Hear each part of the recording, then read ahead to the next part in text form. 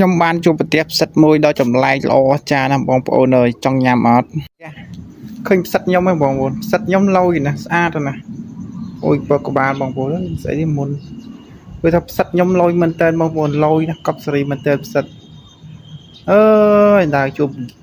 ផ្សិតល្អបែបនេះយ៉ាងណាក៏ចង់បេះដែរបងប្អូនបេះយកទុកទាំងអស់ទៅផ្សិតនេះល្អណាស់ល្អមែនតើណាខ្ញុំចង់បេះទុកទាំងអស់នេះល្អណាស់តោគេដឹងអស់ហើយបងប្អូនទ្របរបស់ខ្ញុំល្អខ្លាំងណាស់មើលនេះធំហើយទលុកទៀត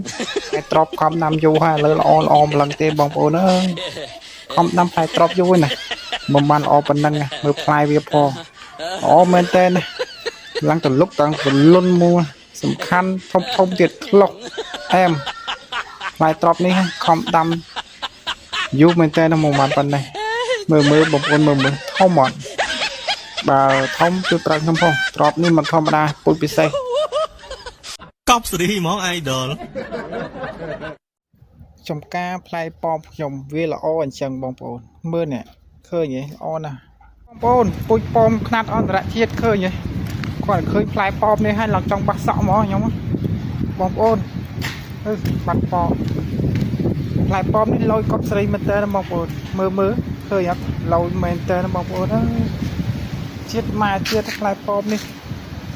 ខ្ញុំឃើញផ្លែប៉ោមនេះហើយស្រឡាញ់មកចូលចិត្តហ្មងចង់តែភ្លក់មួយម៉ាត់យកហ្មងណាផ្លែប៉ោមនេះលយមែនតើតោគេដឹងអស់ហើយពិតជាមានកម្មមែនជីវិតយើងជាតិនេះជួបតែអ្នកផឹកខ្លាំងអត់មានជួបអ្នកណាក្លោខ្សោយសោះជីវិតនេះ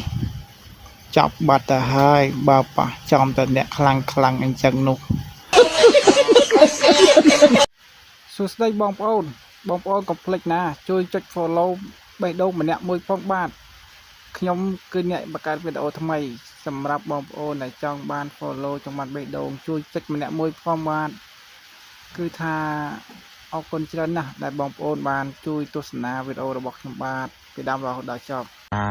ពេលដែលនៅសង្សារពេលដែលនៅជាសង្សារពេលយប់ក៏យើងក្អកគេថាចេះទិញថ្នាំផឹកលើណាត់ចេតដល់ពេលស្អែកឡើងទិញថ្នាំឲ្យយើងហើយតិចទេសួរបាត់ក្អកលើណាត់ចេតតដល់ពេលកូន1កូន2គាត់តែយើងក្អកពេលយប់ហ្នឹងក្អកម្លឹងអាដេកបានដល់ពេលស្អែកឡើងក្អកទៀតហើយមិនរោថ្នាំផឹកពីភ្លឺហើយយប់ចឹងទៅរោពេទ្យមកពីណារោថ្នាំមកពីណា100 ដឺក្រេហ្មងនិយាយមែន